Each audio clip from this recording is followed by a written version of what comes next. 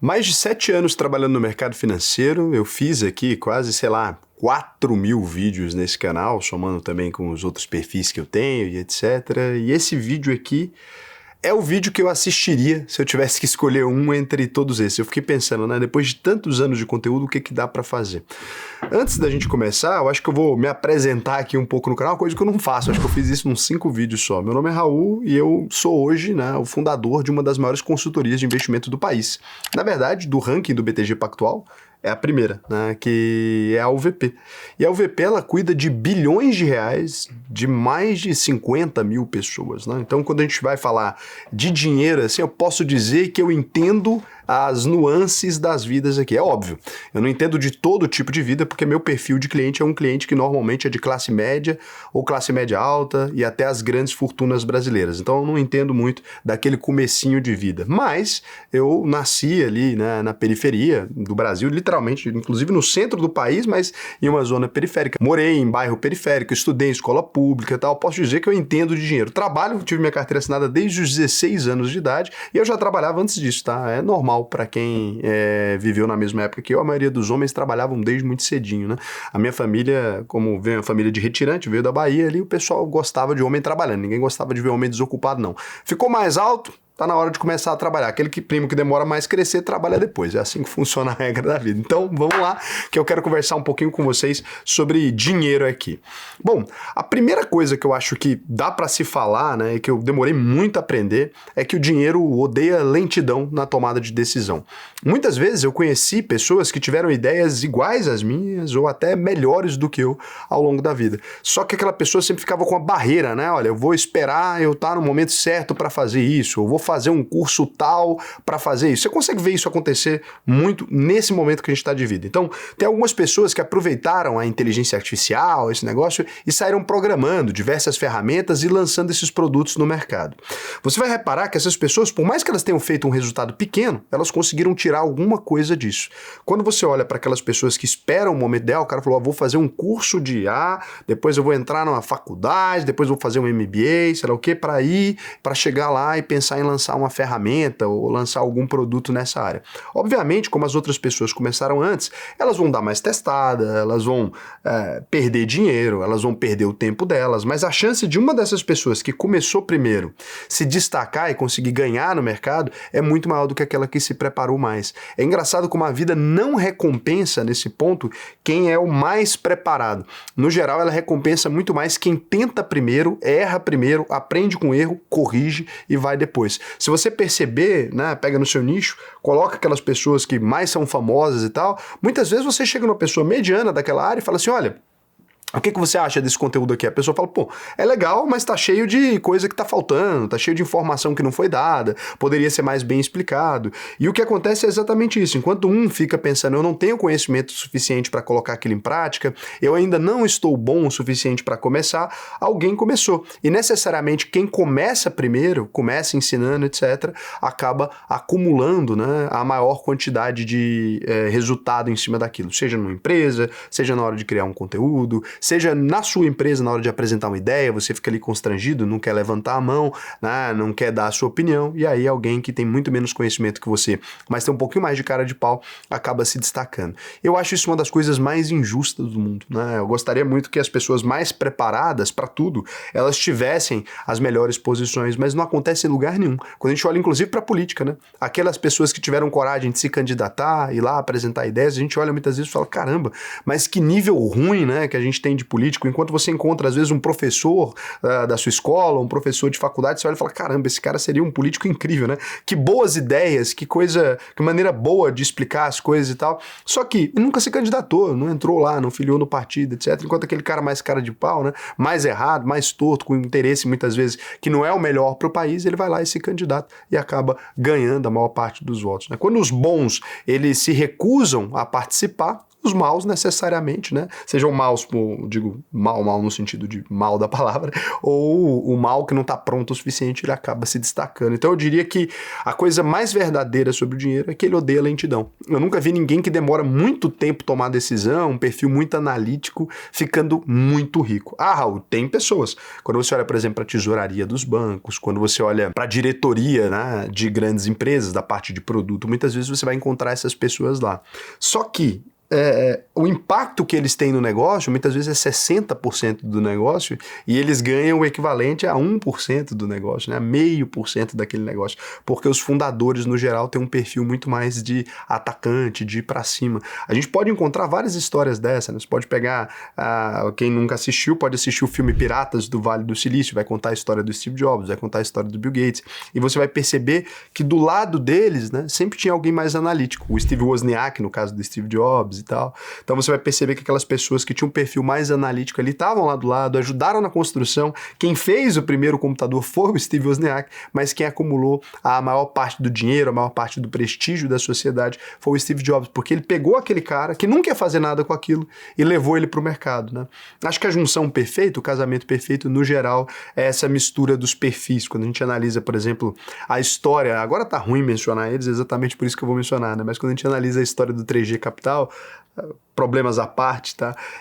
Você vai perceber que você tem ali um perfil do Jorge Paulo Lemann que fez muito mais besteira, errou muito mais vezes, e claro, vinha de uma família mais abastada, vai perceber que ele fez muito mais coisa e tal, e depois ele acabou puxando os outros. Não à toa ele se tornou o mais rico dos três, né? Por conta desse perfil um pouco mais de atacante. A mesma coisa a gente poderia dizer do Eike Batista. A gente pode falar hoje em dia que ele tá destruído, eu acho melhor mencionar essas pessoas no momento, né? A imagem dele pública tá destruída, ele tá tentando recuperar, tem feito um bom conteúdo, inclusive, mas você repara que ele sempre teve um perfil de tentar. Obviamente, né, quando você tenta muitas vezes, eventualmente você acerta, ele acertou, se tornou um dos homens mais ricos do mundo, mas como ele tinha esse perfil pouco analítico, né, ele também acabou tomando decisões que levaram as empresas dele à ruína, né? A gente pode ver também o Elon Musk e diversos outros exemplos que você vai encontrar na sociedade. Nunca quem constrói as grandes coisas é quem fica esperando o momento certo, até porque se você esperar a hora certa, muitas vezes o mercado já passou. Aquelas pessoas que fizeram do jeito que dava vão ganhar dinheiro. Então, a lição: o dinheiro odeia a lentidão. Acho que é um ponto muito importante. Segunda coisa que eu acho fundamental e que poucas pessoas falam é que aprender a ter dinheiro na conta é a parte mais difícil. E aqui eu tô falando qualquer tipo de dinheiro. No geral, a gente se acostuma a ter o dinheiro, ele cair, a gente cumprir as necessidades ali e nunca acumular. Então você faz a projeção, né, dos seus gastos baseado naquilo que você ganha. Esse é o padrão de 98%, 99% da sociedade. Raul, eu não sou assim. Tudo bem, você tá muito diferente. Tem gente que realmente nasce sem ser assim. Eu nasci sem ser assim. Eu nunca quis acabar com o meu dinheiro na conta. Mas, no geral, as pessoas enxergam o dinheiro como um recurso, como enxergam açúcar, sal ou qualquer outra coisa. Tem que usar até acabar. Enquanto não tiver mais, você arruma outro. É esse a essência, até porque o ser humano não nasceu para acumular. O nosso perfil de nômade ali, caçador e coletor, a gente nasceu para consumir os recursos até o final. Então, é óbvio que, biologicamente, né, eu acho que nós somos feitos não para guardar as coisas. Eu nunca imaginei um bicho, você não vê muitos animais, né, fora castor, guardando os na bochecha. Aí você não vê muito, castor não, né, como é que é o nome daquele bichinho? Esquilo que guarda as nozes na bochecha, mas na bochecha, né. Mas o urso ele come para poder hibernar, né, mas você não vê ele guardando comida na caverna para acordar e comer depois, né, ou secando carne, como o ser humano faz. É muito difícil você imaginar que a gente precisa, na sociedade atual, de uma coisa que a gente não evoluiu para fazer. O ser humano não evoluiu para acumular recursos, né? Então, é muito mais importante para a gente gastar aquilo no momento para obter um prazer momentâneo. Se você, independente da quantidade de dinheiro que você ganha, aqui não estou fazendo juízo de valor, né? Se você conseguir quebrar essa barreira e aprender a poupar recursos, não estou nem dizendo investir, estou dizendo guardar. Se aprender a poupar recursos, é uma coisa que vai mudar completamente a sua vida, né? Essa é a parte mais difícil. O que falam de conhecimento técnico, de investimento, etc., tudo isso é muito fácil para aquela pessoa que já tem um perfil poupador.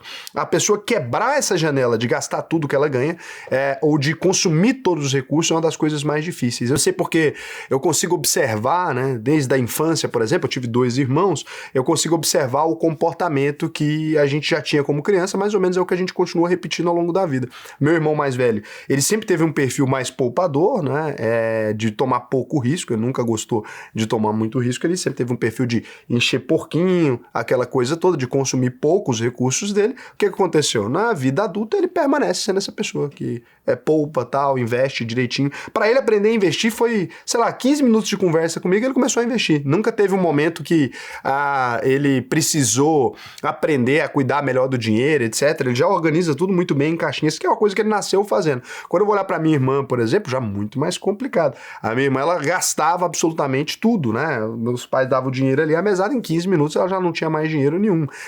Meus pais tinham que me segurar para não gastar o dinheiro. Quando eu comecei a ganhar o meu próprio dinheiro, né? Eu comecei a ver ali, minha mãe pegava uma parte do dinheiro para pagar as contas da casa, normal também com quem nasceu na classe mais baixa ali. Então minha mãe pegava o dinheiro para ajudar nas contas da casa, o restante do dinheiro eu fui guardando. Naturalmente eu não tinha nada para fazer com aquilo.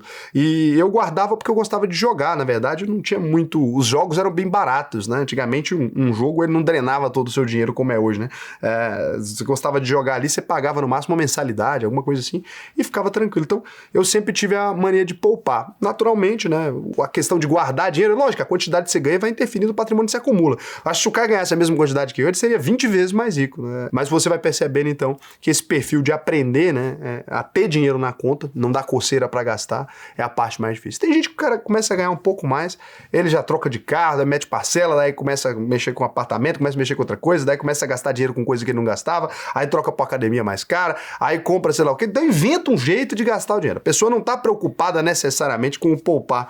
Eu acho que essa é a coisa mais difícil. Se eu fosse dar um conselho para alguém, eu falaria, aprende a poupar. Quando sobrar dinheiro na sua conta, todo o resto vai dar certo. Se você não conseguir fazer sobrar dinheiro, se você dá um destino pro dinheiro que sobra, nunca vai ter dinheiro que baixa. E você pensa, não, mas se eu ganhar muito vai resolver. Não vai. Eu cheguei a conhecer, não vou citar nomes aqui para não expor, mas teve uma pessoa que eu cheguei a ter uma sociedade por um curto período de tempo e eu desmanchei por conta disso. Ele não conseguia manter o dinheiro na conta, era impossível.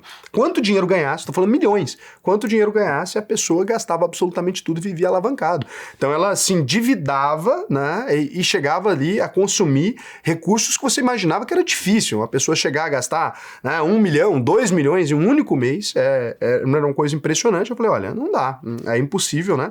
Você nunca vai conseguir acumular dinheiro e você é uma pessoa perigosa, porque necessariamente, né, toda hora estava precisando de dinheiro, estava precisando de apoio. Nada de errado precisar de dinheiro uma vez na vida, mas por conta de um monte de decisões incorretas, a pessoa precisava de dinheiro toda hora. Então, não foi muito possível. E eu juro, você vai sempre pensar que é só a quantidade, mas não é. Não tem dinheiro que baixe para uma pessoa que gasta muito, tá? Inclusive, quando você encontra, né, esses atores famosos, pode pegar o Nicolas Cage, pesquisa a vida dele, né? Ele chegou a comprar castelos e sei lá o quê. E você pensa, mas isso é uma coisa que é uma pessoa doida. Não é a média da sociedade quando ganha muito dinheiro. São as pessoas que perdem todo o dinheiro que ganharam na loteria, são as pessoas que chegam a ganhar dinheiro por anos ali como jogador de futebol, etc. E no final da vida estão mal ali, não conseguem pagar as contas do mês. É muito ruim, mas é a verdade. Então, aprender a ter dinheiro na conta é a parte mais difícil. Eu diria que é a parte mais difícil da vida, tá? É a parte mais complexa de tudo. Terceiro ponto, empreender não é pra todo mundo. É triste falar isso, né? Eu não gosto de coisas que são deterministas, que você diz assim, olha, você não nasceu para empreender. Mas eu tenho visto cada vez mais, acompanhando a vida financeira das pessoas nesses anos, que a gente tem sim perfis, né? Tem pessoas que a pessoa olha para mim e fala, cara, o que se mais preza na vida? Aí a pessoa fala, olha, o que eu mais prezo na vida é passar tempo com a minha família, o que eu mais prezo na vida é a minha rotina, o que eu mais prezo na vida são N coisas. Eu olho para a pessoa e falo, você percebeu que não é compatível com o seu estilo de vida o empreendedorismo, né? Tem um grande amigo meu que ele é um funcionário público de carreira, passou num concurso muito bom, concurso da Receita Federal, é um concurso maravilhoso. Ele começou a empreender, e normalmente nem pode, tá? Mas você abre o nome de alguém, faz aquele negócio. Ele começou ali a tocar a empresinha dele, a empresa estava crescendo e falou, olha, eu vou sair para tocar a empresa. Eu falei, vai acabar com a sua vida. Pede um afastamento desse negócio. Toca esse troço aí. Você pode se afastar por questões pessoais, né? Eu falei, toca esse troço aqui, toca um pouco pra você ver como é que é. Sei que 3 meses ele já tava falando, Deus me livre. Mesmo o negócio dando dinheiro, ele perdeu aquilo, porque quem tava tocando a empresa era uma outra pessoa, né? Ele tinha tido uma ideia legal, tinha colocado dinheiro no começo, porque ele tinha uma vida mais estável. Mas quando a vida dele passou a depender daquilo, ele criou uma ansiedade, que ele colocou na cabeça dele, nossa, se essa empresa agora fatura tanto, eu ganho tanto. E daí acabou aquele dinheiro que ele tinha pra pagar as contas e tudo aquilo de maneira estável. insuportável. Então ele não conseguia mais ver os filhos com a mesma intensidade, não conseguia levar e buscar a escola e tal. Por quê? Porque não dá para ter uma rotina específica quando você tem uma empresa, né? A empresa ela tem demandas próprias, dependendo da área até deve dar, mas no geral, né, você tem demandas próprias ali. Você não conhece um empresário que, sei lá, 23 da noite, se o telefone toca, ele não vai atender. Isso não é uma possibilidade real na vida dessa pessoa, porque pode ser que aconteceu alguma coisa. No limite, a lojinha pode ter pegado fogo. É o tipo de coisa que acontece. Ou estourar um cano. Já aconteceu aqui na minha empresa. Estoura um cano 2 da manhã, o pessoal te liga. Sei lá, se é encanador, o que você vai fazer? Não sei. É esse o tipo de coisa. Então, normalmente existem perfis. Se você tem um perfil de ser mais organizado, de gostar das coisas previsíveis, não é um problema você ir para o funcionalismo público, não é um problema de jeito nenhum.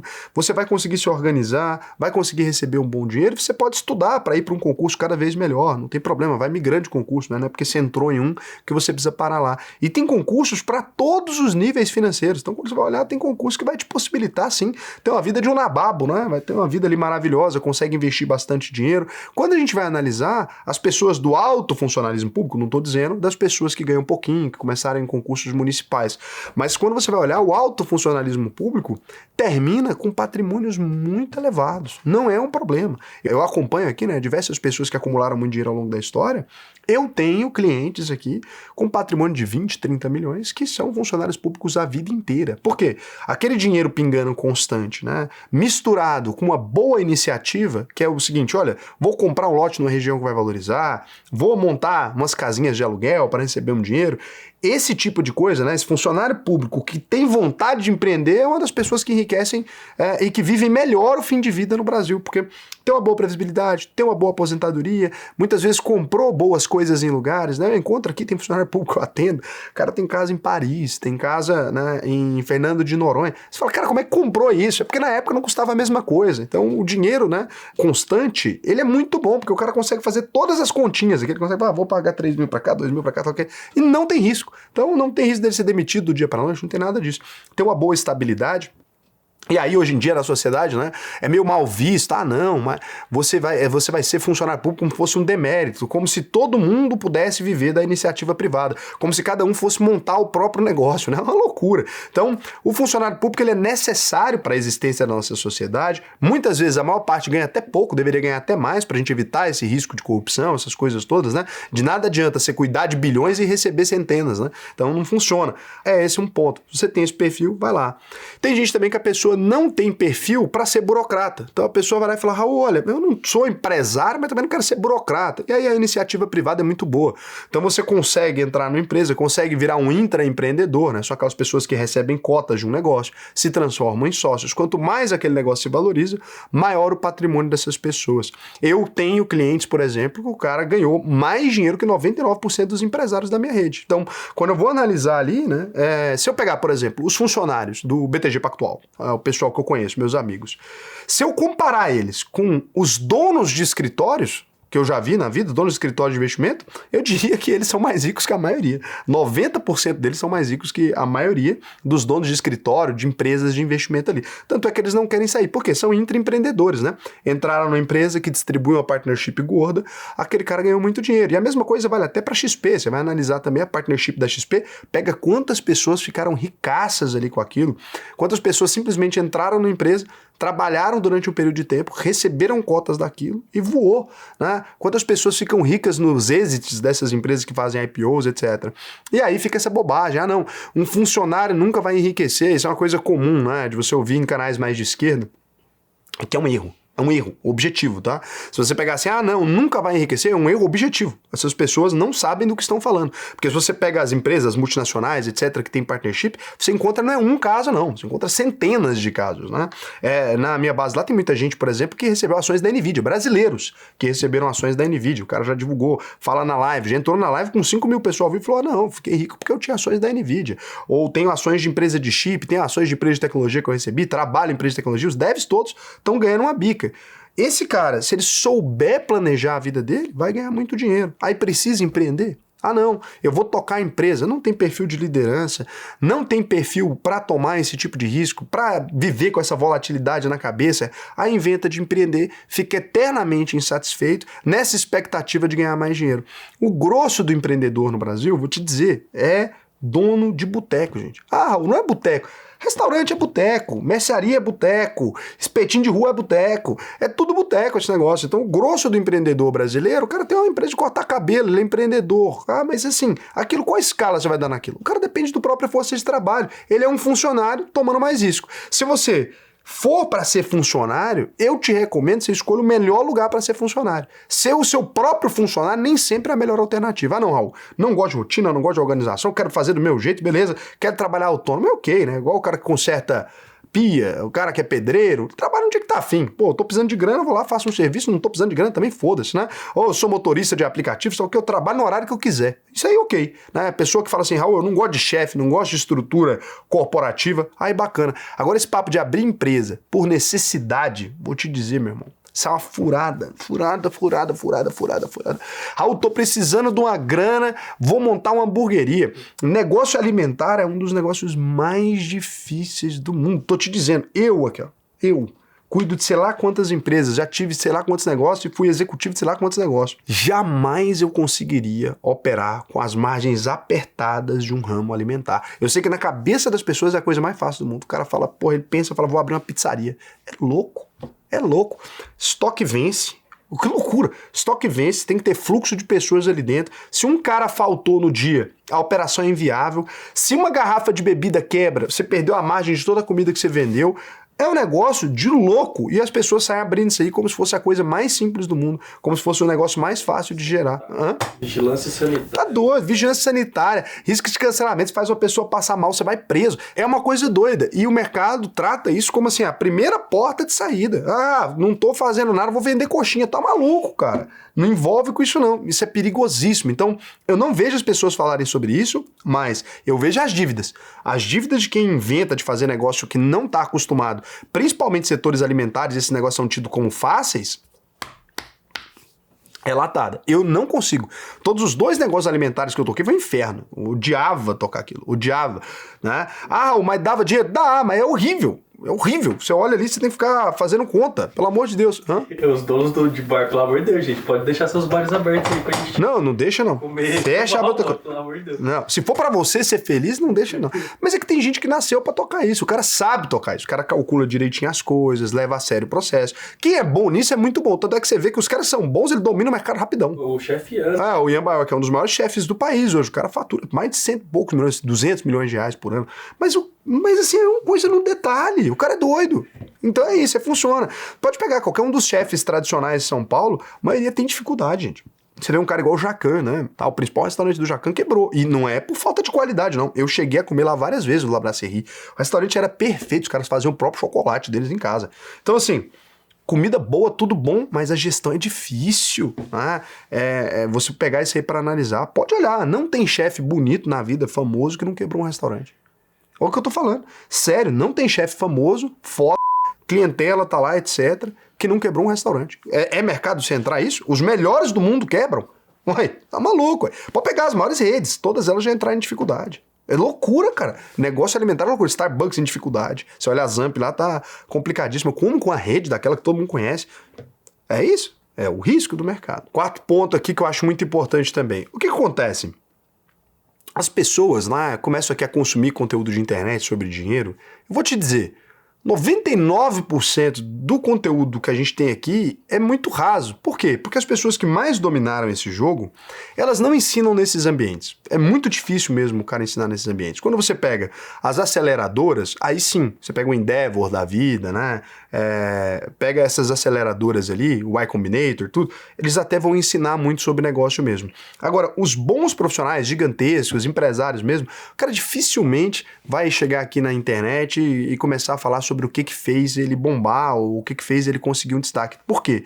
Porque essa pessoa que ela acerta a veia de um negócio, ela vive disso pro resto da vida dela. Então essa pessoa ela não tem motivo para vir aqui desmanchar, né, a própria versão que deixou essa pessoa muito rica. E tem um ponto.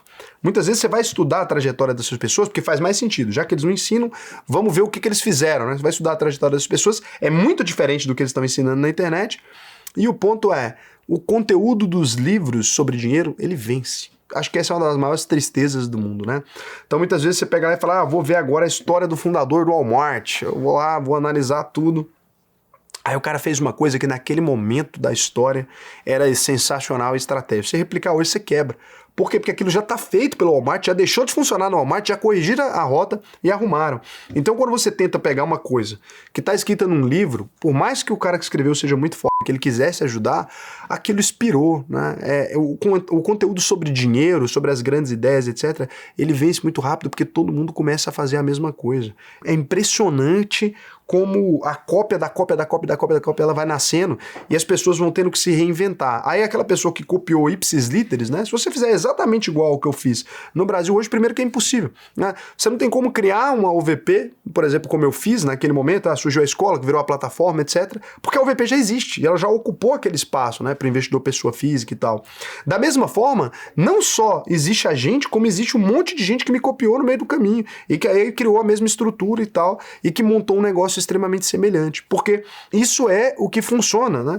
Agora, se o cara pega 7 anos de atraso e executa a mesma estratégia, não vai dar em nada. Então 90% do conteúdo que você vê, mesmo que ele seja verdadeiro, ele não é replicável. E se você pegar a própria pessoa que criou e colocar para ela começar hoje, não seria replicável da mesma maneira. Se eu tivesse que começar o meu negócio hoje, né, competindo comigo mesmo, só com a quantidade de recursos que eu tenho hoje, imagina que difícil. A OVP fatura centenas de milhões. Aí você vai comparar, vou subir uma plataforma de investimento. Como? Aquela barreira que existia no ponto que eu estava criando, que o mercado estava se organizando, etc., era uma. A barreira que existe hoje, ela é 10 vezes mais difícil, porque eu sou a própria barreira. E agora a gente tem dinheiro para subir ETF, para criar todos os produtos no mercado. Então, uma pessoa pequenininha começando hoje, ela teria dificuldade, ela teria que enxergar as coisas que eu não estou enxergando naquele momento específico para conseguir expandir dentro dessa área. E é isso que é difícil. Então toma muito cuidado com essa ideia, né? Raul, eu vi ali uma lógica incrível que eu vou replicar, o cara fez tal coisa, eu vou replicar. É muito complicado, porque muitas vezes você vai achar que vai conseguir, né, crescer na mesma velocidade e tal, e o mercado mudou.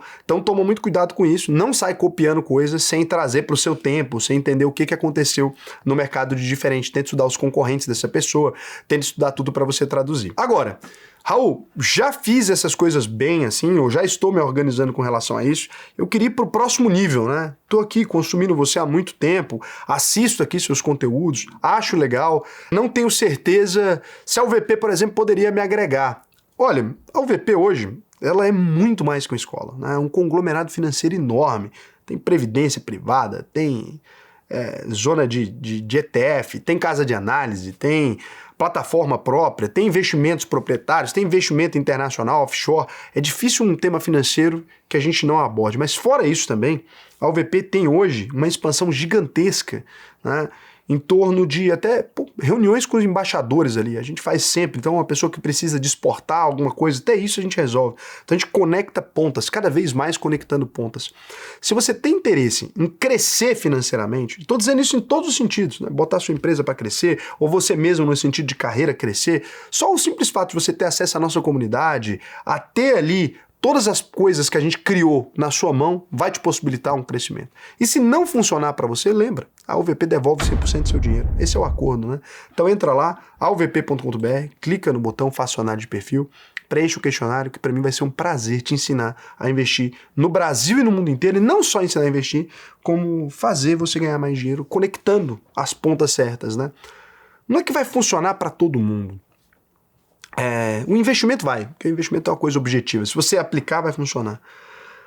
Mas as coisas que são aprendidas ali, se você se dedicar, eu tenho certeza que vai fazer toda a diferença na sua vida, como fez na de mais de 50 mil pessoas que aprenderam ali. E a UVP vai ser sempre isso, é uma escola que virou uma instituição financeira, né? Que abriu uma instituição financeira, que possui uma instituição financeira e nunca o contrário.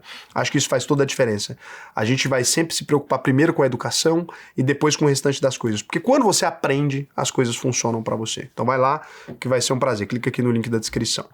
Deixa eu verificar aqui. A Cristi Araújo fez um comentário muito interessante aqui. Raul, fala sobre o tarifaço de 52% em nossas exportações de carnes para a China. O que você achou disso? A China é mesmo um bom parceiro? O mercado todo tá com palhaçada, né? O que acontece? A carne brasileira, tanto para os Estados Unidos, para a França, para o mundo inteiro, a carne brasileira, ela é um problema. Imagina que o mundo produz carne, 1 quilo de carne é, por exemplo, R$150, né? Você vai lá, o Brasil produz 1 quilo de carne a R$20. É nesse nível de distância, dependendo do país que a gente está observando. Então, Ou os países, eles tentam montar algum tipo de proteção, ou a gente vai dominar o mercado todo. Eu acho uma palhaçada, né? Mas não tem nem como dizer que a gente não faz isso com os produtos chineses e americanos também, porque a gente também tarifa em 100%, 120%, vários produtos, né? Então, é uma coisa meio complicada, assim, mas é uma palhaçada.